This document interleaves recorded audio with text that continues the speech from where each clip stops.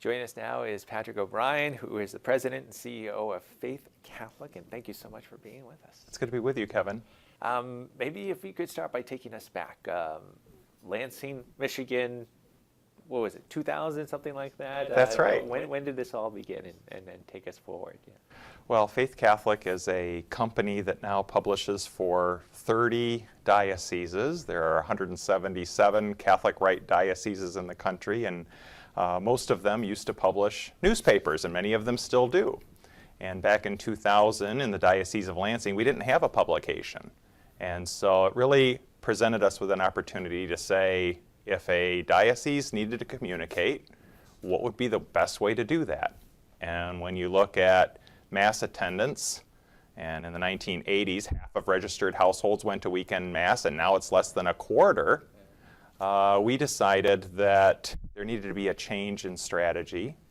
And so what we're doing now is putting together magazines that remind people why they're Catholic in the first place, with the focus on evangelization first and news second. So that's how we've grown. Yeah. And we're talking during Catholic Press Month as well. That's right. And talk about that. Is you mentioned the growing, changing landscape of getting evangelization out there, getting publications or getting the word out to different people, and how that has changed over the years, just in the amount of time that Faith has been around. Well, that's right. In that period of time, social media's come on the scene, websites have become so prevalent, and traditional media like television, radio, and print still have a vital and important role. Georgetown University did a research on how do Catholics receive information about the church. And one of the interesting things that they discovered was a very low number of people, even though everybody has their phones, everybody's on Facebook, only 4% of Catholics on average follow something religious on Facebook. A similar number go to a diocesan website. And so it seems counterintuitive, but here we are in 2018, 2017, and print is still the most effective way to get Catholic content into a Catholic home. And our research shows that when you do that, these publications are very engaged, and people leave them on coffee tables and share them.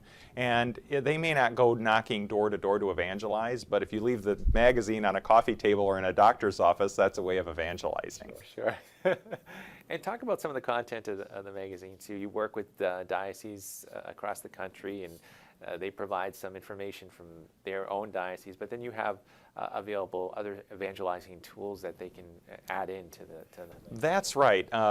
We are based out of the Diocese of Lansing, Michigan, and so we have the experience of serving our own bishop to try to produce our own magazine. And the content that we're producing, any of the other dioceses can opt in to use. And we're not, all of the magazines are 100% custom. So some of them are 100% local, of the local diocese, local news, local information, local witness stories. But there's a certain amount of content that is of interest to Catholics no matter where you live. Faith formation content, prayer and spirituality columns, some of the special reports that we put together. And so they can choose from all of that content. And you mentioned the changing landscape of getting word out and other things too, but I know that you're involved in not just putting out magazines, but you have other services that you can provide in terms of websites. Well, that's right. And if you, with Catholic Press Month, it's the word press is kind of a limiting word. It isn't just the printing press. We all have digital and social media that we're engaged in. Even though that number is low, we're trying to get it to be higher. Sure. One of the ways that Catholics can engage in Catholic Press Month is to follow their local diocesan publication on social media. And when there are articles that they think they would be interested in sharing, they should share those. I mean, when you share an article from your diocese to your 200 Facebook friends, you've just evangelized. Yeah. And it's the same thing with videos that you follow when you follow Catholic TV. So I think that that's the purpose of Catholic Press Month, is to raise awareness about Catholic media social media, our email, news that goes out. Many dioceses do that. Websites have a lot of information from a diocese as well as a diocesan publication, as well as the print product. And when you're done with it, leave it in that doctor's office.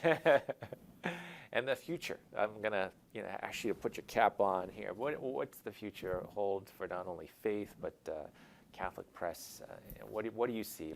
Well, God only knows, but the future we're planning for is certainly to see if we can increase the digital presence among our bishops with people, and using social media better, helping dioceses drive more traffic to parishes, that sort of thing is currently what Faith Catholic's working on. We are the home to masstimes.org and the Mass Times app.